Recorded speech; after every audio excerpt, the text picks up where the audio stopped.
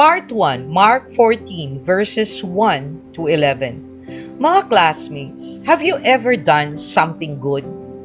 Something pure? Something sincere? Only for people to criticize you, misjudge you, or even attack your intentions? Or done something purely for love? Not because it made sense, not because it was efficient, not because you'd get anything back, but something that to anyone watching looked like absolute madness. Quite disturbing, right? You give your best, but the world still says, that's such a waste. Or, why would you do that? We live in a world of metrics, mga classmates. A world of cost-benefit analysis. We weigh our time, our money, our affection. We ask, what's the return on investment? And in that world, some actions are just unforgivable. They break the rules. They defy logic. Today's passage, mga classmates, is exactly about that, but on a much deeper level. What if I told you that one of the most beautiful acts in all human history was met? Not with applause, but with scolding, with outrage, with cold, hard language of finance. And that in the shadow of that beautiful, wasteful act, the darkest of betrayals was quietly set into motion. This is the story we're walking into today. The Gospel of Mark, chapter 14, verses 1 through 11, a story of secret plot, an alabaster jar, a room full of tension, a pocket full of silver. This is more than a Bible reading, mga classmates. This is a heart check. Want to find out more what is this all about? But before we get started, mga classmates, let's do the general housekeeping. Don't forget to click that like button, subscribe to Pulot Aral, mga classmates, and smash that notification bell so that every time I upload a Bible reading and reflection, you will be notified. Contents like this, mga classmates, and this is really true, are not promoted by any algorithm of social media, including YT. We are now in times when topics about God are not that popular anymore unless you are a celebrity, and in fact, restricted. So share Pulot Aral videos as well if you find that this help you read the Bible and develop a more intimate relationship with our Lord. Be a part of our Bible reading sharers. In addition, mga classmates, if you haven't seen the shocking truth behind 3 controversial Bible words, that we normally misinterpret, please do watch it so that you won't be misled, especially when you read the Old Testament. And to complement this watch, mga classmates, please do watch Are You Ready for the End Times and How to Survive It Biblically. Mga classmates, the reason I am always insistent on spreading God's Word is because we love our neighbors and we want them to be safe. Don't you? Moreover, feel free to comment below in the comment section and share your thoughts. Answer the question for discussion I will post or say at the end of each video for Mark 14 in relation to our current life. Mga classmates, this is Doc Jean. Welcome to Pulot Aral. Let's dive in.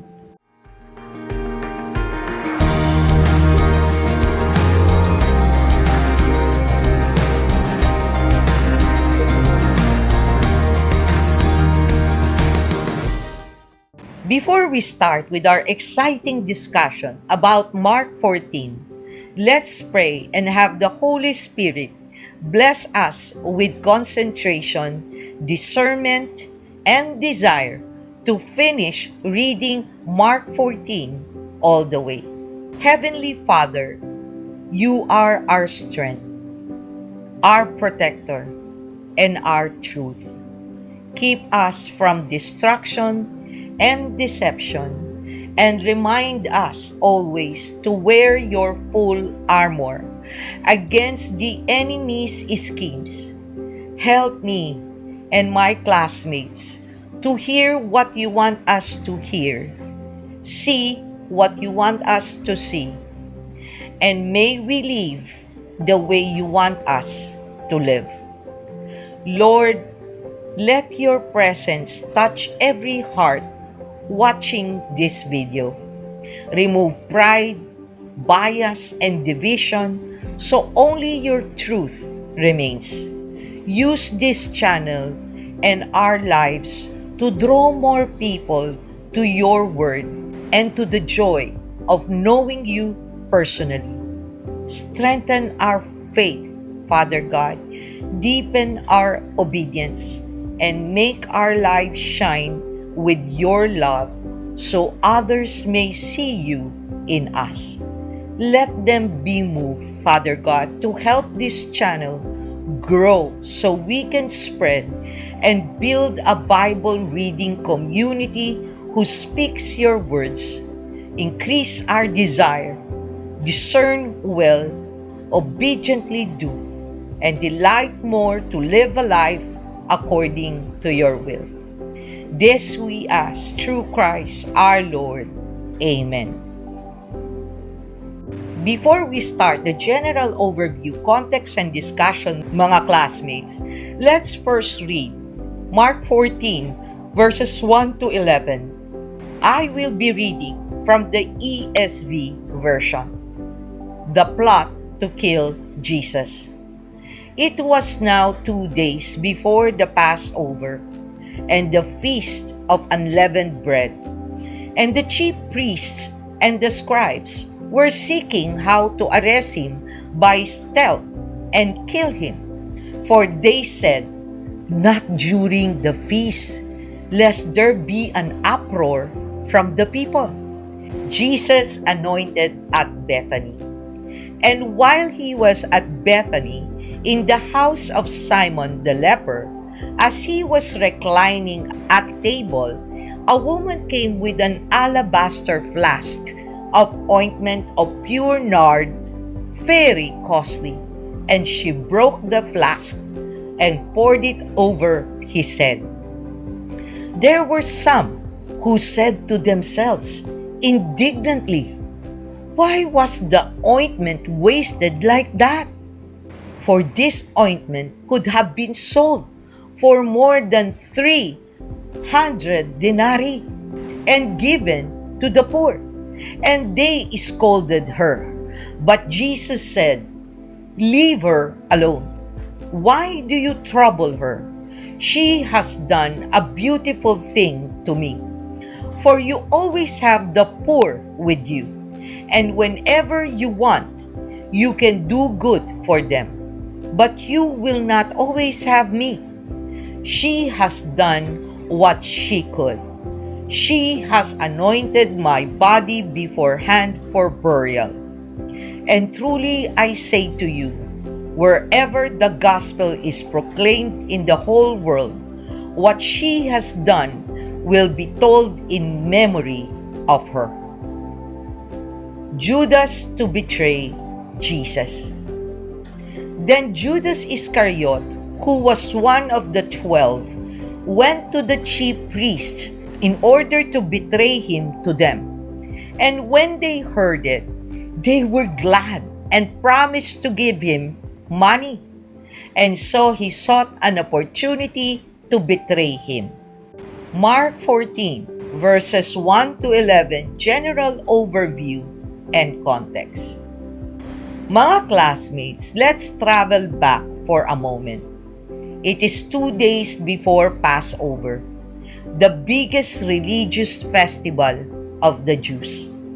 Jerusalem is crowded, noisy, full of tension. At the same time, Jesus is not in a palace or temple. So picture the scene. The clock is ticking down. Religious leaders, already humiliated by Jesus' teachings, are secretly plotting to arrest him by stealth. They want him permanently gone, but they don't want a riot. Mga classmates, this is the formula. Politics plus religion is equals deadly combination. Then, the scene shifts. We're in Bethany. Jesus at a dinner in the house of Simon the leper, a man society once rejected. Jesus chooses to rest, not with the powerful, but with the healed, the humble, the forgotten. It should be a place of safety, of friendship. Jesus is reclining at the table, and then she enters. We don't even know her name here in Mark. She's just a woman, and she's holding a year's wages. Not in bank account, mga classmates, in an alabaster flask. Pure nard, an investment, a security, her future. And while evil plans are being drafted elsewhere, a woman walks in and offers one of the most costly acts ever recorded in the Gospels. She doesn't just pour a little out of this alabaster flask. She breaks it.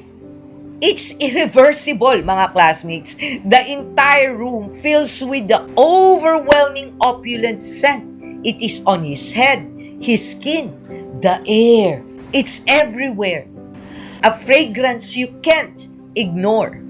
To understand the shock, mga classmates, we need to smell what they smell. Nard wasn't just expensive perfume, mga classmates. In the ancient world, it was used for anointing kings and preparing the dead for burial. And when she broke that jar, the scent that flooded the room was the scent of royalty or of a tomb. And that's when the murmuring starts. What a waste! Can't you hear it? The voice of practical charity. The voice of reasonable economics. It sounds so right, so responsible. But then, there's Jesus. And he reframes the entire universe in one sentence. She has done a beautiful thing to me. Jesus makes this explicit. She has anointed my body beforehand for burial.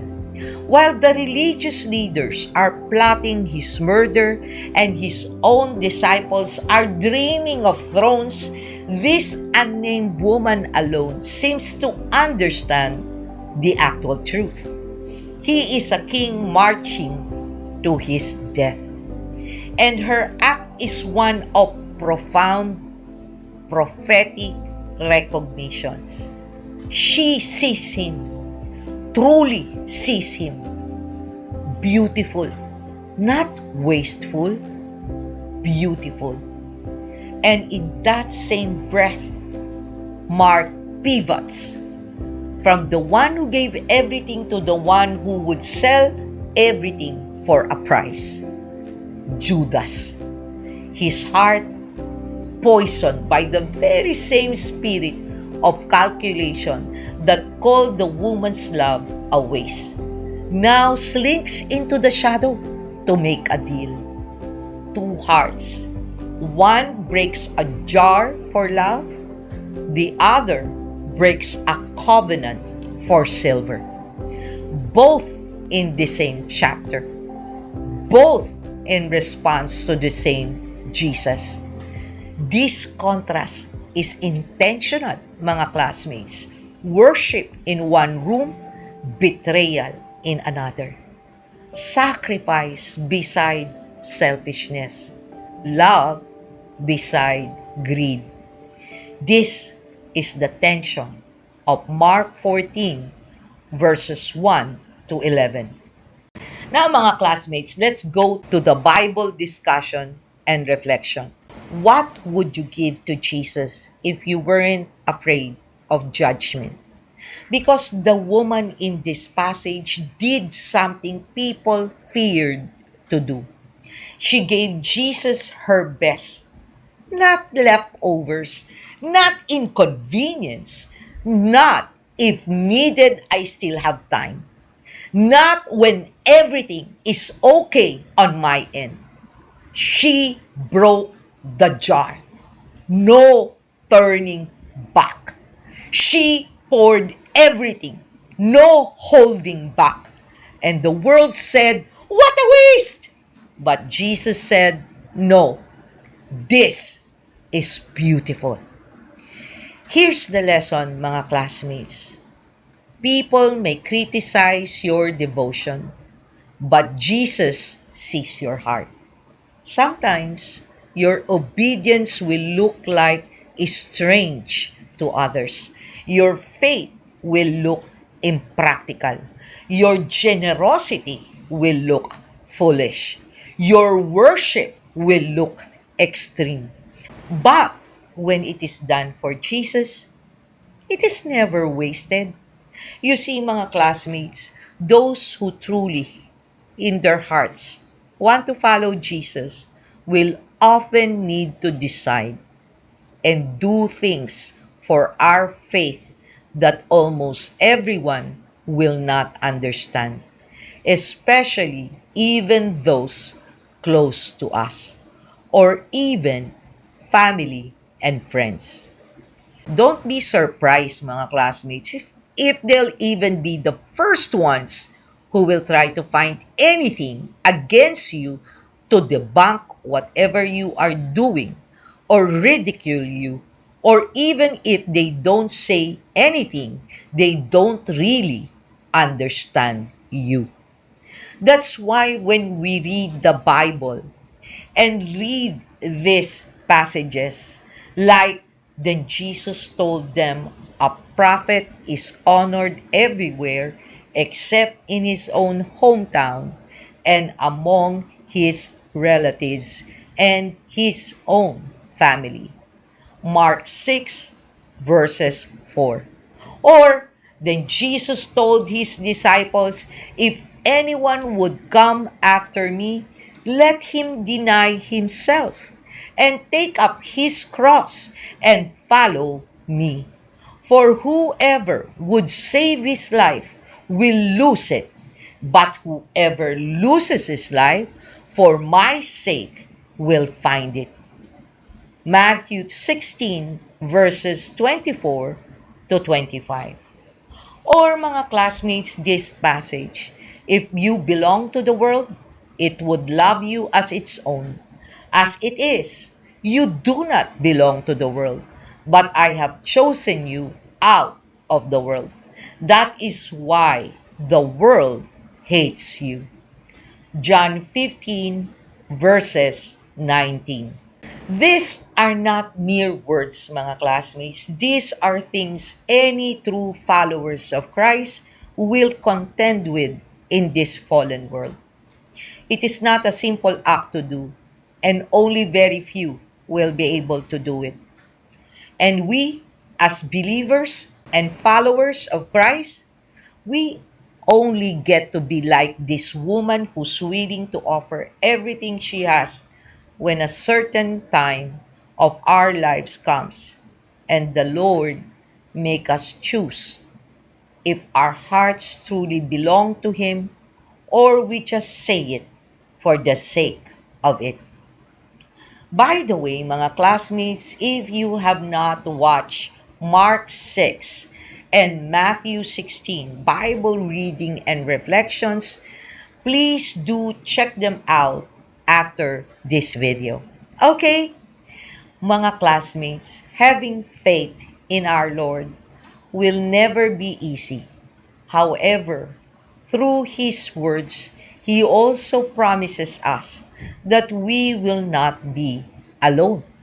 Just like what Psalm 27, verse 10 states, "Though my father and mother forsake me, the Lord will receive me." Psalm 27, verse 10. Yes, mga classmates, it is scary. Who wouldn't be scared, right? It's a normal human feeling. But just like I previously said in our Bible study and reflection, courage is not the absence of fear, but rather knowing and having faith in moving forward in the presence of God. Lately, the best example of this courage is the vlogger Candace Owens. She's been maligned by many of her supposed friends, threatened and sued by powerful people, even pastors, and crucified by many people in the media as she tries to find the truth of how her friend Charlie Kirk died. She's been accused in the most vile ways. A conspiracy theorist who just wants money. I cannot even begin to fathom how she's still able to continue. Her words were twisted a million times over when she's just investigating and asking logical questions. Yet, she touched the nerve of many powerful people. She cannot be controlled, mga classmates, and contained. She's so focused that she's risking everything for her late friend, Charlie Kirk, who's already, as you know, passed away. Who cares who killed him, right? He's already dead, and she's still alive. For money? For power? For influence? Look at the people and even the government she's fighting against. Her very own country, France and Israel. Are you kidding me? What good is the money, power, and influence if you are destroyed or even terminated in the process?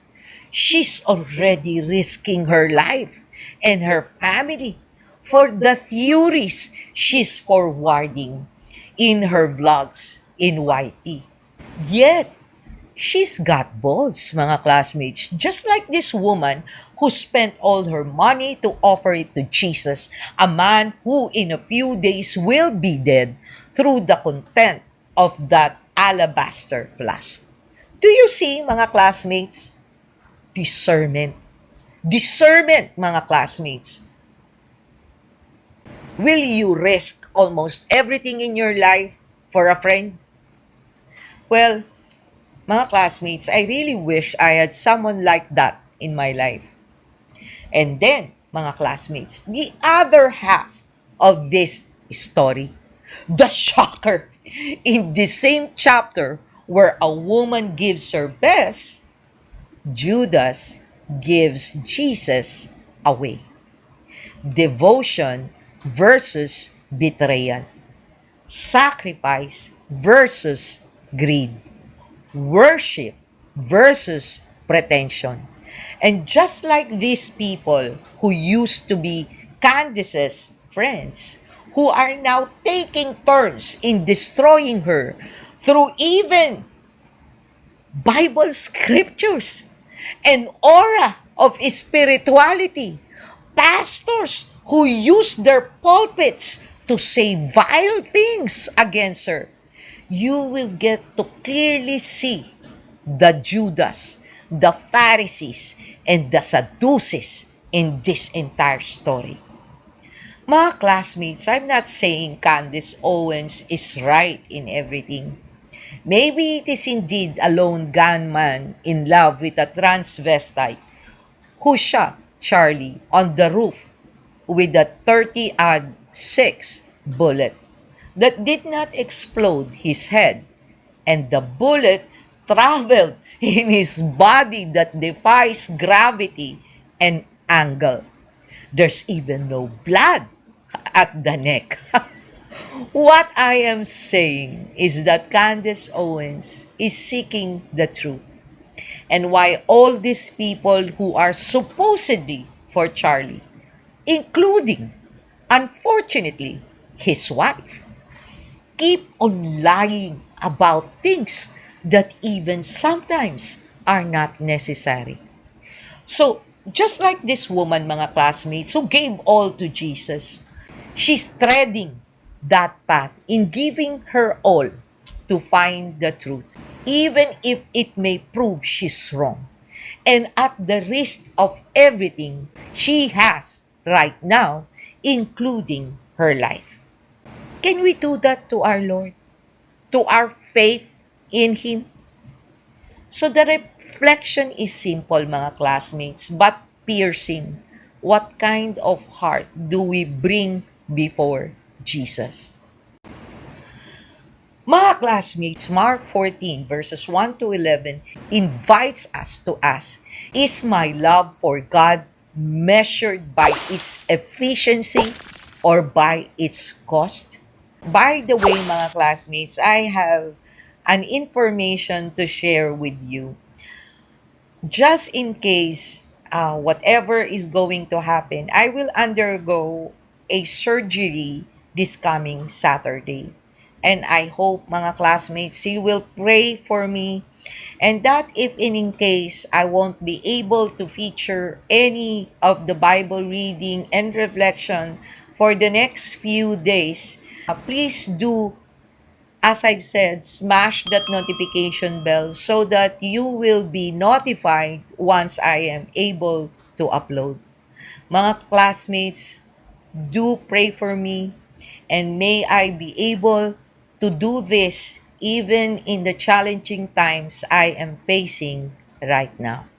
Till next time, mga classmates, may God bless you all. Always stay safe and be healthy. This is Doc Jean. Bye!